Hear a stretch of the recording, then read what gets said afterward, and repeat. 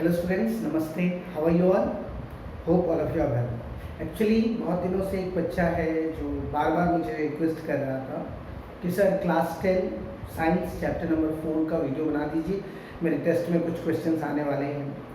Actually सबसे पहले तो मैं आपको बता दूं कि अगर आप 10th स्टैंडर्ड में पढ़ते हैं तो टर्म 2 में, मतलब जो फाइनल टर्म होता है, सेकेंड सेमेस्टर होता है हमारा, उसमें आता है चैप्टर नंबर 4। लेकिन फिर भी उस बच्चे का काफ़ी रिक्वेस्ट है, बहुत बार रिक्वेस्ट आया था, तो होता है, दिल पत्थर नहीं रखना चाहिए। एक्चुअली उस बच्चे का रिक्वेस्ट की वजह से मैं ये चैप्टर नंबर 4 का वीडियो अभी बनाने जा रहा हूँ। एक्चुअली उस बच्चे ने जो क्यूरियोसिटी दिखाई मुझे कि no, I want to learn something, that's called passion of study and I love that passion. मुझे वो चीज़ बहुत ही ज़्यादा पसंद है। अगर कोई बच्चे के अंदर जुनून सवाल हो जाता है, नहीं मुझे पढ़ना है पढ़ना है पढ़ना है, राइट। तो चलिए आज का जो हमारा चैप्टर है वो chapter number 4, carbon and its compound. सबसे पहले कार्बन, ये पूरे पीरियोडिक टेबल में 6th नंबर का एलिमेंट है। इसका सिंबल जो होता है, सबसे पहले ये सारी चीजें आप समझ लीजिए। ये सिंबल इसका C से रिप्रेजेंट किया जाता है, राइट। ये कार्बन है, कार्बन का सिंबल C से रिप्रेजेंट किया जाता है। इसका एटॉमिक नंबर, जैसे हम लोगों का रोल नंबर होता है, उसी तरह से इसका कार्बन का एटॉमिक नंबर 6 होता है। एटॉमिक मास 12 होता है। और इसके कुछ आइसोटोप्स होते हैं, मतलब किस किस फॉर्म में ये पाए जाते हैं। तो आइसोटोप्स में ये 3 तरह के आइसोटोप शो करते हैं, C612, C613 और C614। मतलब ये कुछ ना कुछ परसेंटेज में एग्जिस्ट करते हैं हमारे नेचर में, 12, 13 और 14। लेकिन इसका एटॉमिक मास 12 है, याद रखना। इसका इलेक्ट्रॉनिक कन्फिग्रेशन,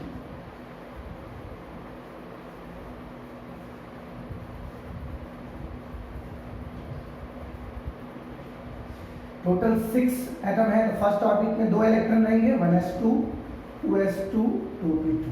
ये इसके इलेक्ट्रॉनिक कन्फिग्रेशन होते हैं। और 9th में जो आपने पढ़ा था उसके हिसाब से 2 और 4, राइट। इसकी valency, combined capacity of an element, valency इसकी 4 है। इसके इलेक्ट्रॉन्स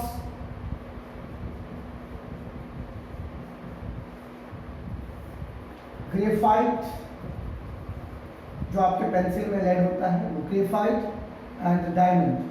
और तो बहुत सच है, वैसे तो दुनिया में जो कुछ भी आप देख रहे हो सब कार्बन का ही बना हुआ है, लेकिन इसके मुख्य 2 एलेक्ट्रॉन्स है। ये नेचर में एग्जिस्टेंस जो करते हैं,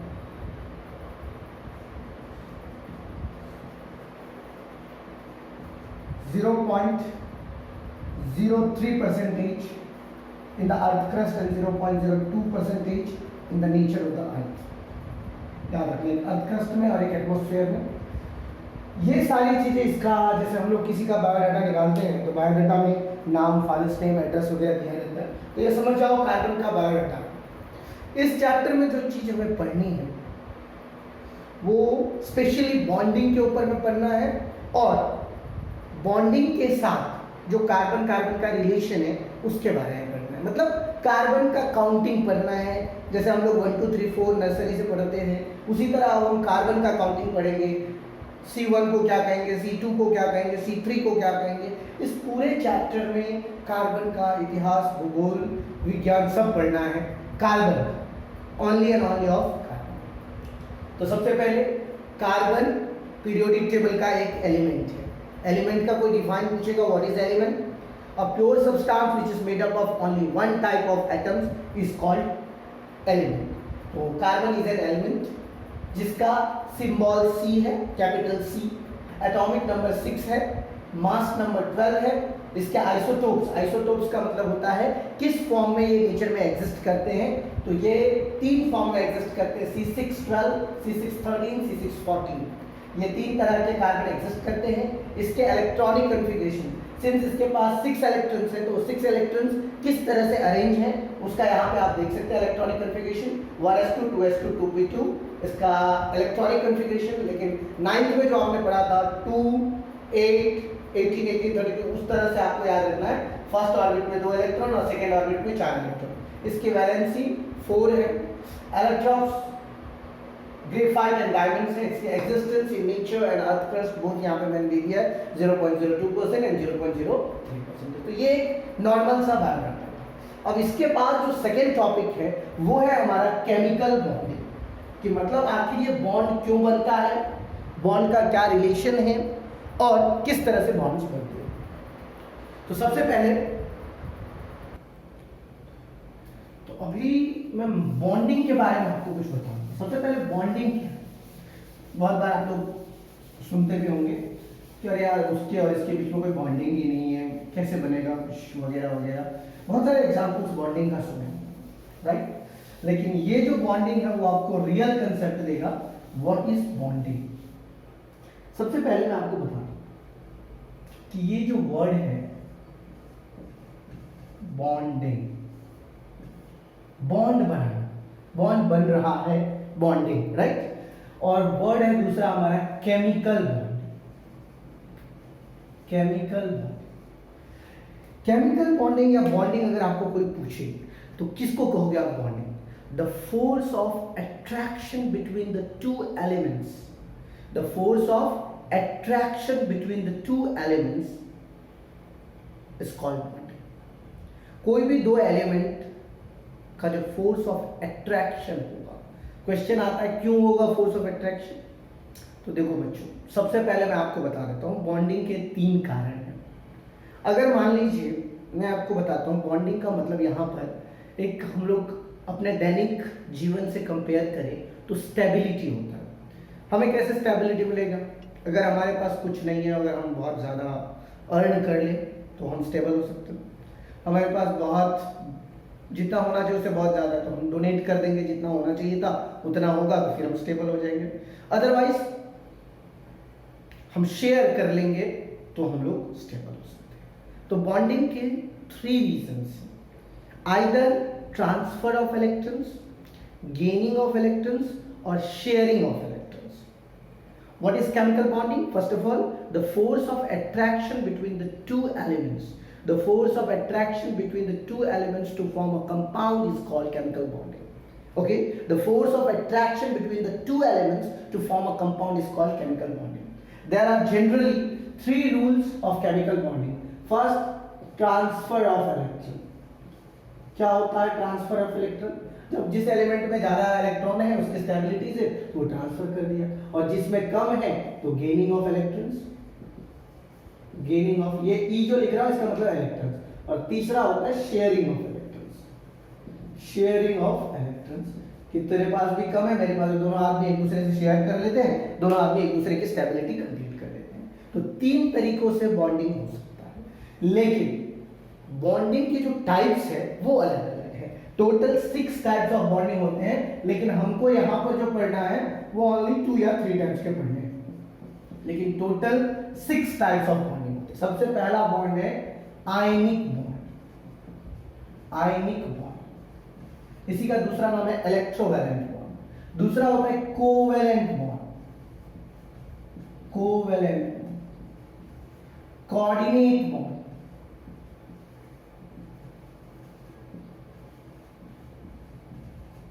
ओके। कौन कौन सा?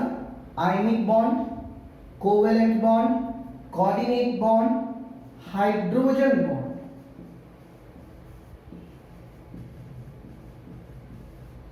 Wonder Waals bond.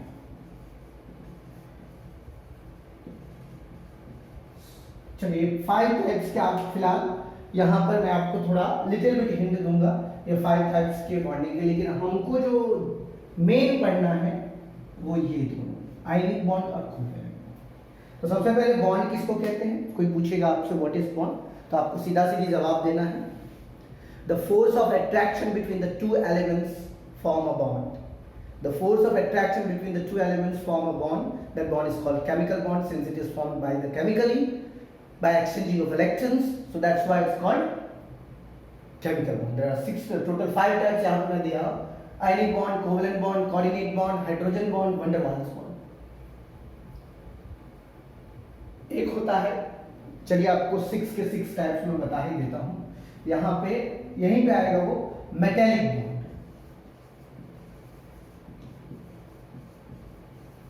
ठीक है, तो टोटल 6 टाइप्स के बॉन्ड, जो ये 6 नेम आप लोगों को 11th स्टैंडर्ड में जब केमिकल बॉन्डिंग चैप्टर आएगा उसमें मैं आपको डिटेल में जाऊंगा, लेकिन अभी पर जितना हमें काम है उतने से ही, मतलब क्योंकि क्या होता है अगर जरूरत से ज़्यादा पढ़ोगे तो फिर थोड़ी परेशानी भी हो सकती है, क्योंकि समझ में नहीं आएगा और वो चीज़ आने वाला भी नहीं है एग्जाम में। तो अभी जितना हमें ज़रूरी है हमें उतना ही पढ़ना है। तो सबसे पहले आयनिक बॉन्ड किसको कहते हैं? आयनिक बॉन्ड ऐसा बॉन्ड जो ट्रांसफर ऑफ इलेक्ट्रॉन के कारण होता है। ट्रांसफर ऑफ इलेक्ट्रॉन क्यों होगा?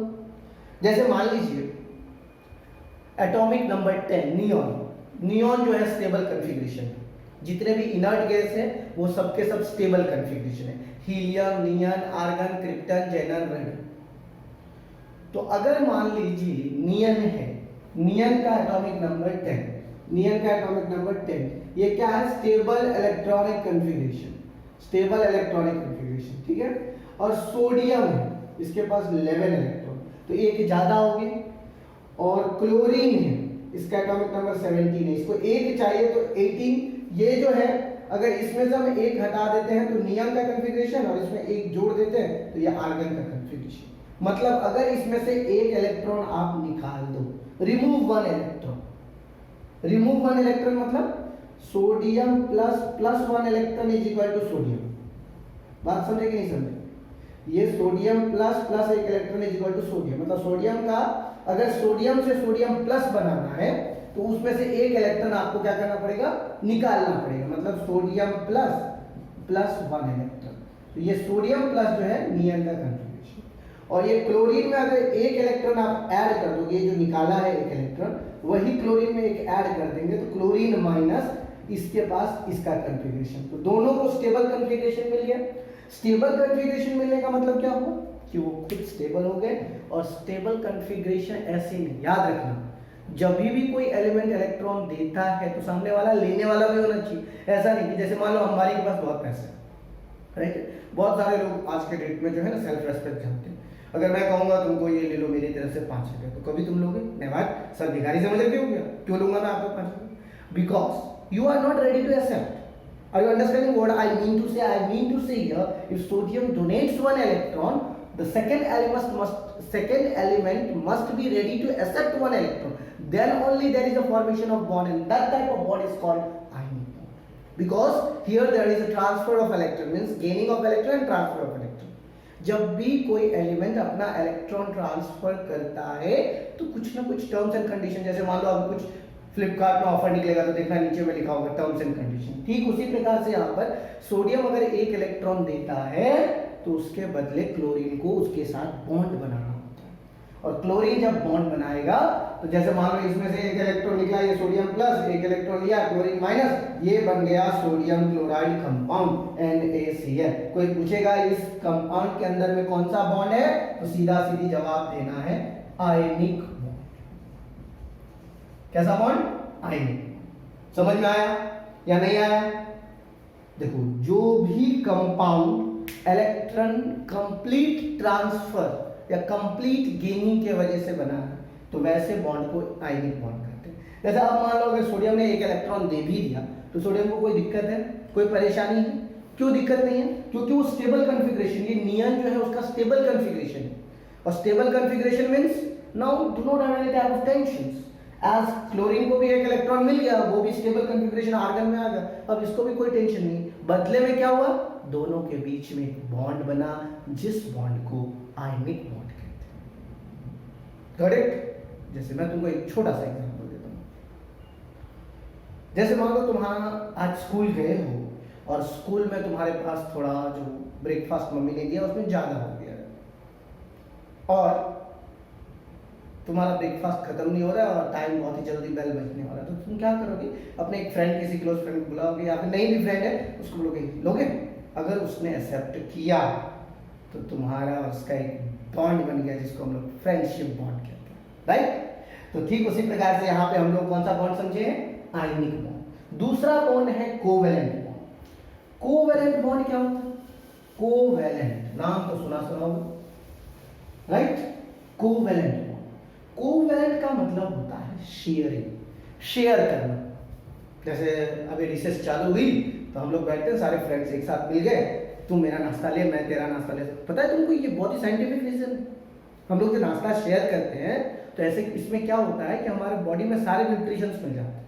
कहने का मतलब, जैसे मान लो मैं आज चपाती एंड सब्जी लाया, तुमने जो है आज कोई फ्रूट्स लाया, जैसे एप्पल हो गया या फिर ऑरेंज हो गया, कुछ अलग अलग फ्रूट। फिर तीसरा जो है वो कुछ जंक फूड लाया, जैसे चाइनीज, चाउमीन या फिर अलग अलग मंचूरियन वगैरह, उसने कुछ लाया। फिर चौथा जो है कुछ और लाया, तो हम सारे लोग मिलकर के एक दूसरे का खाते हैं। तो क्या होता है, सारे मतलब जो भी न्यूट्रिशन हमारे बॉडी को रिक्वायरमेंट होता है वो सारा न्यूट्रिशन मिल जाता है, और हम लोगों को बॉडी में जो प्रॉपर ग्रोथ होना चाहिए, प्रॉपर न्यूट्रिशन मिलने के बाद जो डेवलपमेंट होना चाहिए वो हो जाता है। इसीलिए कहा जाता है शेयरिंग इज केयरिंग, राइट।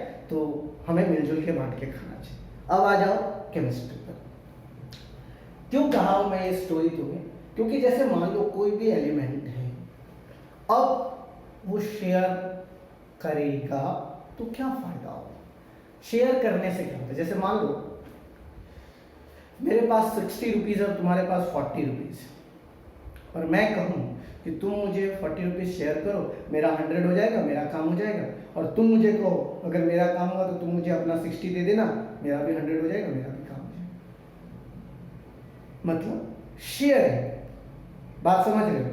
हर एक एलिमेंट के पास अपने लास्ट सेल में जो इलेक्ट्रॉन होते हैं उसे वैलेंस इलेक्ट्रॉन कहा जाता है। ये याद रखना, वैलेंस इलेक्ट्रॉन, ये वर्ड जो है याद रखना, वैलेंस इलेक्ट्रॉन। किसको कहते हैं वैलेंस इलेक्ट्रॉन?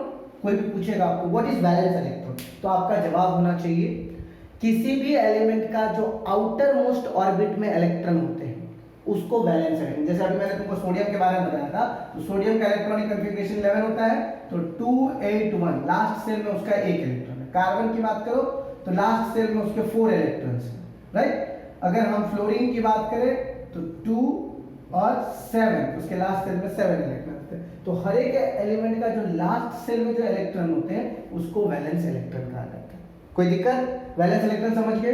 अब जो है जैसे मान लो दो तरह के एलिमेंट भी हो सकते हैं और सिमिलर एलिमेंट भी हो सकते हैं। जैसे मैं बात कर रहा हूं सबसे पहला कार्बन का, क्योंकि ये पूरा चैप्टर कार्बन से ही रिलेटेड है, तो कार्बन से ही बात करते हैं। कार्बन है और ये भी कार्बन है। कार्बन का एटॉमिक नंबर कितना होता है? 6। उसका लास्ट सेल में इलेक्ट्रॉन 4 होते हैं। कितने इलेक्ट्रॉन्स होते हैं? 4। 1 2 3 4 1 2 3 4। अब तुम दिमाग लगाओ कि अगर मैं पूछूं कि भाई साहब ये कार्बन के पास लास्ट सेल में 4 इलेक्ट्रॉन्स हैं और इसको क्या चाहिए? स्टेबिलिटी चाहिए। कैसे होगा स्टेबिलिटी? क्वेश्चन आया यहाँ पे, स्टेबिलिटी कैसे होगा? कि किसी भी एलिमेंट में लास्ट सेल में 8 इलेक्ट्रॉन्स होना चाहिए तो स्टेबिलिटी होता है, अदरवाइज डुएट होना चाहिए जो हीलियम का कॉन्फ़िगरेशन है तो स्टेबिलिटी। अब इसके लास्ट सेल में 4 इलेक्ट्रॉन्स, क्या ये चारों का चारों इलेक्ट्रॉन्स एक दूसरे से शेयर करेंगे? क्वेश्चन आ गया। अब यहाँ पे थोड़ा ट्रबल, क्या कार्बन दोनों चारों का चारों इलेक्ट्रॉन शेयर कर सकता है? नहीं कर सकता। किसके साथ शेयर करेगा? तो अब मान लो सपोज करो मीथेन नाम का एक कंपाउंड है CH4, ये एक स्टेबल कंपाउंड। जैसे मान लो कार्बन का कितना टोटल मैंने बोला था? 4 वैलेंस इलेक्ट्रॉन है और हाइड्रोजन का 1 वैलेंस इलेक्ट्रॉन। कितना वैलेंस इलेक्ट्रॉन है? 1। हाइड्रोजन का 1 वैलेंस इलेक्ट्रॉन। तो अब क्या होगा? हाइड्रोजन बोलेगा कार्बन भैया मुझे आप जो है अपना 1 इलेक्ट्रॉन दे दीजिए। कहेगा मुझे आप अपना 1 इलेक्ट्रॉन दे दीजिए। बोलेगा क्यों? क्योंकि मेरा डुएट कंप्लीट हो जाएगा। डुएट मतलब 2 इलेक्ट्रॉन मेरे पास आ जाएंगे। 2 इलेक्ट्रॉन का मतलब हीलियम। हीलियम इनर्ट गैस है तो इनर्ट गैस का कॉन्फ़िगरेशन हाइड्रोजन को मिल गया और ये हाइड्रोजन स्टेबल हो गया। कार्बन कहेगा ठीक है नो प्रॉब्लम, उसके बदले में तुम्हें भी मुझे इलेक्ट्रॉन देना। तो यहाँ पे 4 हाइड्रोजन थे, चारों हाइड्रोजन से कार्बन ने कहा भाई साहब मैंने तो आपकी मदद कर दी, अब आपका टर्न है, आप भी मुझे। क्या होगा इसमें? कार्बन के पास देख लो 4 तो ऑलरेडी थे, 5 6 7 8 इलेक्ट्रॉन मिले। दिमाग लगाने की बात है, क्या किया? शेयर किया। शेयर मतलब कोवेलेंट बॉन्ड। जब भी कोई एलिमेंट एक दूसरे से अपना इलेक्ट्रॉन शेयर करके अपने नियरेस्ट इनर्ट गैस कॉन्फ़िगरेशन को गेन कर लेता है या लास्ट सेल में ऑक्टेट कंप्लीट कर लेता है तो वैसे बॉन्ड को कोवेलेंट बॉन्ड कहा जाता है। कौन सा बॉन्ड? Covalent bond. याद रखना, ionic bond, covalent bond, coordinate bond, metallic bond, hydrogen bond और वैन डर वाल्स बॉन्ड, ये 4 तरह के बॉन्ड है। लेकिन जो मैं तुम्हें सिखाने चाह रहा हूँ इस पूरे चैप्टर में, देखना तुम लोग एनसीईआरटी टेक्स्ट बुक में भी दिया होगा, एनसीईआरटी टेक्स्ट बुक में सिर्फ और सिर्फ ये कोवेलेंट बॉन्ड के बारे में चर्चा किया गया है कि भाई साहब ये कैसे कोवेलेंट बॉन्ड, जैसे मैंने तुम्हें अभी मीथेन का बताया, हो सकता है तुमको नहीं समझ में आया हो। चलो मैं ऑक्सीजन का बताता हूँ। ऑक्सीजन का एटॉमिक नंबर कितना होता है? ऑक्सीजन है, ऑक्सीजन का एटॉमिक नंबर 8, इसके फर्स्ट सेल में 2 इलेक्ट्रॉन और सेकंड मतलब लास्ट सेल में 6 इलेक्ट्रॉन्स, राइट। इसकी वैलेंसी 2 लेकिन वैलेंस इलेक्ट्रॉन 6। अब ऑक्सीजन है 1 2 3 4 5 6, दूसरा भी ऑक्सीजन है 1 2 3 4 5 6। अब देखो ऑक्सीजन ऑक्सीजन ये सब इलेक्ट्रॉन है, जो X डाला हूं ये सब इलेक्ट्रॉन्स हैं।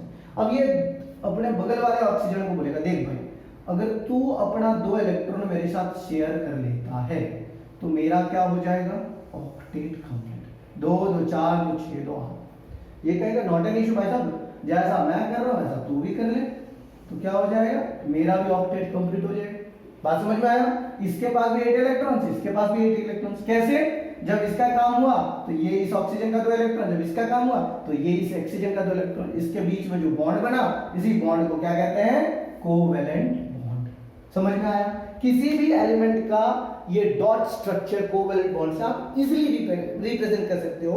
सबसे पहले आपको ज्ञान होना चाहिए वैलेंस इलेक्ट्रॉन का। किसी भी एलिमेंट्स का आप ले लो, मुझे बताओ कौन सा कंपाउंड है जो आपको नहीं पता है कि इसका आप वैलेंस इलेक्ट्रॉन रिप्रेजेंटेशन नहीं कर सकते, किसी भी एलिमेंट का। जैसे मैंने यहाँ पे अभी ऑक्सीजन का किया है, अगर आपको कोई दूसरा कंपाउंड लग रहा है, जैसे हाइड्रोजन का ले लीजिए, हाइड्रोजन और हाइड्रोजन, राइट।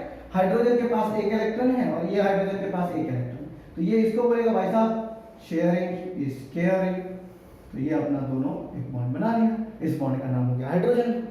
बात समझ में आया कि जब भी कोई एलिमेंट आपस में इलेक्ट्रॉन शेयर करके एक दूसरे का ऑक्टेट कंप्लीट करता है तो उस टाइप के बॉन्ड को कोवेलेंट बॉन्ड। याद रखना मैंने पहले ही तुमको बताया पहले what is bond, the force of attraction between the 2 elements is called chemical bond. ये 6 टाइप्स के केमिकल बॉन्ड जिसमें मेनली हमको यही 2 पढ़ना है, लेकिन एक होता है coordinate, hydrogen, van der Waals, metallic. मैं तुमको एक शॉर्टकट में समझा देता हूं।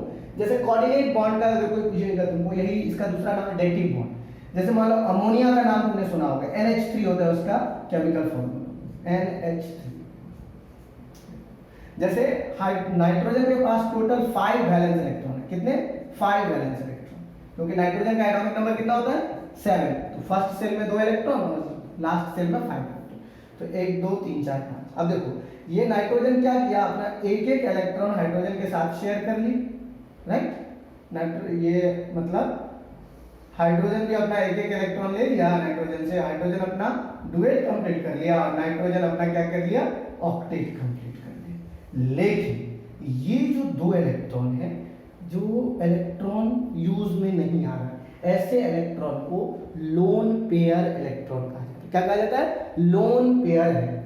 अब यहाँ पर लोन पेयर है तो भाई ये अपना वर्चस्व अलग दिखाएगा, ये जो अपना वर्चस्व अलग दिखाएगा, तो ये जो एक बॉन्ड बनेगा लोन पेयर का बॉन्ड, तो इसी बॉन्ड को क्या कहा जाता है? Coordinate bond. ऐसा बॉन्ड जिसमें किसी भी एलिमेंट के पास लोन पेयर है, 1 लोन पेयर, 2 लोन पेयर, जो लोन पेयर का यूज नहीं हो रहा है, जिस कारण से उसका शेप एंड स्ट्रक्चर चेंज होता है, उस टाइप के बॉन्ड को कोऑर्डिनेट बॉन्ड। हाइड्रोजन में 2 तरह के बॉन्ड होते हैं, intramolecular hydrogen bond and intermolecular hydrogen bond. Van der Waals bond सबसे वीकेस्ट बॉन्ड होता है, जब भी कोई 2 एलिमेंट के बीच में जो सबसे कमजोर बॉन्ड होता है उसको वैन डर वाल्स बॉन्ड कहा जाता है। और एक होता है मेटालिक बॉन्ड, जैसे मेटल मेटल के बीच में बॉन्ड होता है, जैसे MN2O10 मैग्नीशियम पेंटाऑक्साइड जो होता है, तो मैग्नीशियम पेंटाऑक्साइड में याद रखना MN2O10 जो यहाँ पे लिखा हूं, एक मैग्नीज के पास 5 इलेक्ट्रॉन, कितने? 5। इसका मैक्सिमम वैलेंसी 7 होता है, लेकिन एक मैग्नीज के पास 5 ऑक्सीजन और दूसरे मैग्नीज के पास भी 5 ऑक्सीजन। तो ये जो होता है इसी को हम लोग कहते हैं, ये मेटल मेटल के बीच में जो बॉन्ड बन रहा है इसको कहते हैं मेटल बॉन्ड। तो ये तुम्हारे 6 टाइप्स के बॉन्ड थे, जिसमें हम लोग को मेनली पढ़ना है कोवेलेंट बॉन्ड। याद रखना इस पूरे चैप्टर में हमारा जो इंपॉर्टेंट टॉपिक है वो है covalent bond, right. Covalent bond किसको कहेंगे? ऐसा बॉन्ड जिसमें दो एलिमेंट अपने इलेक्ट्रॉन्स को शेयर करके अपनी स्टेबिलिटी को गेन करते हैं, वैसे बॉन्ड को कोवेलेंट बॉन्ड कहते हैं, जो मैंने आपको दिखाया। अब आ जाइए, अब हम लोग पढ़ेंगे counting of carbons, words rule उसको कहा जाता है। क्या कहा जाता है? Words rule. केमिकल बॉन्डिंग समझ में आ गया। अब जो मेरा मेन टॉपिक है वो है नंबर ऑफ कार्बन्स, गिनती करना आपको। कार्बन 1 2 3 4 कार्बन को क्या कहेंगे? उसको कहा जाता है वर्ड्स। जैसे नंबर्स हम लोग बोलते हैं उसी टाइप में हम लोग बोलते हैं words root. Words root carbon C1, इसका नाम है मीथ। C1 को क्या कहा जाएगा? मीथ। C2 को कहा जाता है ईथ। C3 को कहा जाता है प्रोप। C4 को कहा जाता है ब्यूट। C5 को कहा जाता है पेंट। C6 को कहा जाता है हेक्स। C7 को कहा जाता है हेप्ट। C8 को कहा जाता है ऑक्ट। C9 को कहा जाता है नोन और C10 को कहा जाता है डेक। ठीक है, उसी तरह से अनडेक, डूडेक, C11, C12, इस तरह से ये कार्बन का काउंटिंग है। एटलीस्ट इतना तो याद कर लेना, meth, eth, prop, but, pent, hex, hept, oct, non, dec. यहां से हमारा मेनली चैप्टर स्टार्ट होता है, right. Carbon and its compound का स्टार्टिंग यहीं से है। अगर हो सके तो अपने नोटबुक में आप लोग ये C1 से लेकर के C10 तक लिख लो, बहुत ही फायदेमंद रहोगे, क्योंकि ये जो कंसेप्ट है ये आप लोगों को 11th में सर पढ़ाएंगे, लेकिन जो हमारे 10th में जितना हमें ज्ञान होना चाहिए उस ज्ञान के लिए भी हमें आभारी रहना चाहिए कि आखिर हमने जो कुछ भी पढ़ा है उसका यूज कहाँ करना है, राइट। तो मेरे ख्याल से आप लोगों ने शायद लिख लिया है ये C10 तक। चलिए अब मैं आपको बताता हूं लिंकेज। लिंक लिंक का मतलब होता है कनेक्टिंग बॉन्ड्स, लिंकेज। अब जब भी कोई दो एलिमेंट्स के बीच में आप बॉन्ड कनेक्ट करोगे उसका नाम होगा लिंकेज या फिर बॉन्डिंग।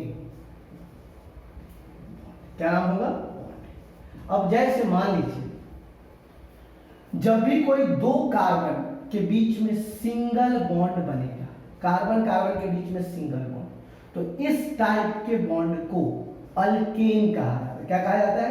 अल्केन। जब कार्बन कार्बन के बीच में डबल बॉन्ड बनेगा तो इसको अल्कीन कहा जाता है। क्या कहा जाता है? अल्कीन। और जब कार्बन कार्बन के बीच में ट्रिपल बॉन्ड बनेगा, याद रखना मेरे प्यारे बच्चों, कार्बन कार्बन के बीच में single bond alkane, carbon carbon के बीच में डबल बॉन्ड अल्कीन, और कार्बन कार्बन के बीच में ट्रिपल बॉन्ड, इसको कहा जाएगा अल्काइन। Alkane, alkyne, alkyne. इसके केमिकल फॉर्मूलेज होते हैं जिस फॉर्मूला के आधार पर किसी भी कार्बन का अगर आपको नाम लिखना होगा तो अल्केन, अल्कीन और अल्काइन का नाम आप इजीली लिख सकते हैं। इसका फॉर्मूला होता है CnH2n+2 अल्केन। इसमें क्या करना है आपको, जैसे अल्केन है, जैसे मान लीजिए ये अल्केन, इसका केमिकल फॉर्मूला CnH2n+2। अगर ये n क्या है, यही वर्ड्स रूट है, कार्बन का 1 नंबर 2 नंबर 3 नंबर ये जो देख रहे हैं उस टाइप में आपका फॉर्मूला बनता है। और इसके लिए आपको क्या करना है, वर्ड्स रूट प्लस ये एन, लास्ट में जो एन लगा है वो एन लगा देना है, तो उसका नाम बन जाएगा। कैसे? जैसे मान लीजिए ये फॉर्मूला अगर हम if n is equal to 1 तो क्या हो जाएगा, C1H2 इंटू 1 प्लस 2। तो C1 को हम लोग जनरली नहीं लिखते हैं, 2 1 दा 2 प्लस 2 CH4। C1 को क्या कहा जाता है? मीथ। C1 को कहा जाता है meth, word root plus ANE, methane. समझ में आया? ये हो गया। If n is equal to 2 तो क्या हो जाएगा, C2H2 इंटू 2 प्लस 2, तो C2 हो गया, 2 2 जा 4 प्लस 2 6, C2H6। C2 को क्या कहते हैं हम लोग? ईथ कहते हैं, तो यहां पे लिखेंगे ईथ, और जो हमारा सफिक्स है ANE, इथेन। समझ में आया? इस तरह से आप if n is equal to 1, n is equal to 2, n is equal to 3, n is equal to 4, से लेकर के n इज इक्वल टू 10 तक, डिकेन तक लिखना है। Methane, ethane, propane, butane, pentane, hexane, heptane, octane, नोलेन, डिकेन, डिकेन तक आपको ये अल्केन बनाना है। उसी तरह अल्कीन का फॉर्मूला होता है, अल्केन के बाद अल्कीन और उसके बाद अल्काइन, CnH2n और CnH2n-2। सबसे पहले आप फॉर्मूला बिठा के देखिए, या अल्केन का समझ गए, इस तरह से 10 तक लिख लीजिएगा। अल्कीन में क्या होगा वो लिख लीजिए।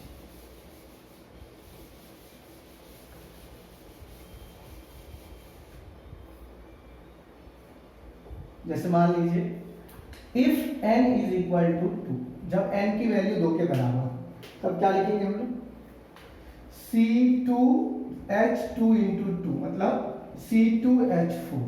इसका मतलब कैसे होगा पता है, कार्बन 2 होंगे, इन दोनों के बीच में डबल बॉन्ड होगा और 4 हाइड्रोजन होंगे, 1 2 3 4। उसी तरह आप उधर भी रिप्रेजेंट कर सकते थे एल्केन में, जैसे एल्केन में मैंने आपको बताया था CnH2n+2। अगर हम यहाँ पे 2 वैल्यू देते हैं C2 तो 2 कार्बन हो गया, H6, एक H, 1 2 3 4 5 6। स्ट्रक्चरल फॉर्मूला और मॉलिक्यूलर फॉर्मूला, ये स्ट्रक्चरल फॉर्मूला हो गया और मॉलिक्यूलर फॉर्मूला C2H6। समझ में आया? ये स्ट्रक्चरल फॉर्मूला इथेन का हो गया, सिंगल बॉन्ड है, अल्केन, 2 कार्बन को ईथ कहते हैं, eth plus n ethane, structural formula, molecular formula. उसी तरह यहाँ पे C2H4, ये क्या हो जाएगा, इथीन। क्या नाम हो जाएगा, ईथ प्लस ENE, इथीन। समझ में आया?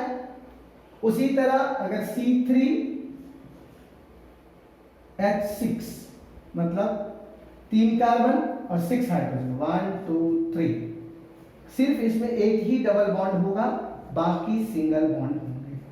देख लीजिए 1 2 3 4 5 6, इसका नाम क्या हो जाएगा, प्रोपीन। इसी तरह से आपको सारे अल्कीन्स के निकाल देने हैं। अब आ जाइए अल्काइन का। ये आइन जो है YNE वाला, थर्ड कार्बन कार्बन के बीच में ट्रिपल बॉन्ड। तो जैसे मान लीजिए 2 कार्बन है, यहां पर if n is equal to 2 तो क्या हो जाएगा, C2H2 इंटू 2 माइनस 2 मतलब C2H4 minus 2 is equal to C2H2 मतलब 2 कार्बन और कार्बन कार्बन के बीच में ट्रिपल बॉन्ड, और क्या हो जाएगा इसके लास्ट में क्या जोड़ेंगे, YNE। जैसे 2 कार्बन को क्या बोलते हैं, ईथ और YN, इथाइन। इसका कॉमन नेम है एसिटिलाइन, इसको एसिटिलीन बोलते हैं, एसिटिलीन, YN, एसिटिलीन, यही है एसिटिलीन। अगर मान लीजिए 3 कार्बन होगा, C3H2 इंटू 3 माइनस 2 मतलब C3H4, C3H4 कैसे होगा, तो कार्बन कार्बन ट्रिपल बॉन्ड, एक इधर एक इधर एक इधर, 1 2 3 4, इसका क्या नाम हो जाएगा, प्रोपाइन। 3 कार्बन को प्रोप बोलते हैं और ट्रिपल बॉन्ड में YNE सफिक्स डालना है तो प्रोपाइन।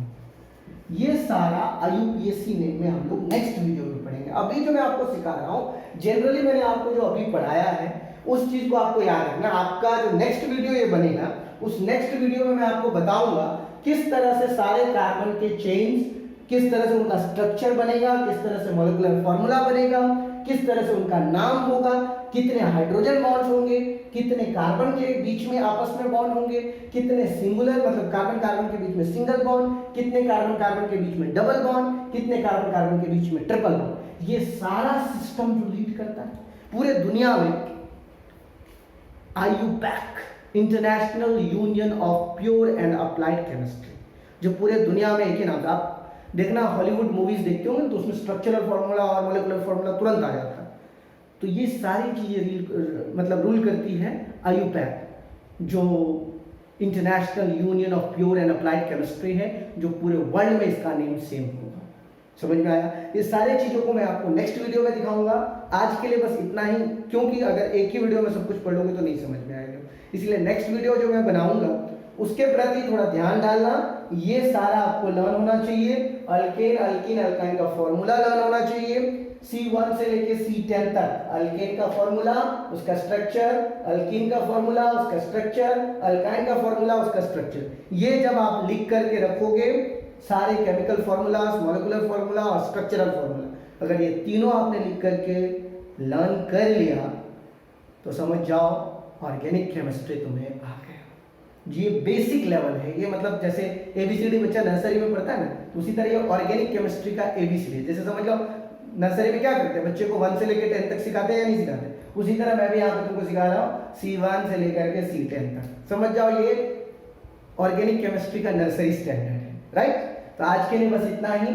आशा करता हूँ आप लोगों को अच्छा लगा होगा। अगर अच्छा लगा होगा तो लाइक और सब्सक्राइब करें, शेयर करें अपने दोस्तों के साथ, और अगर जो कुछ भी नहीं समझ में आया होगा उसको कमेंट बॉक्स में ड्रॉप करें। And one more time thanks to that student who have much and more curiosity about this chapter. Thank you very much.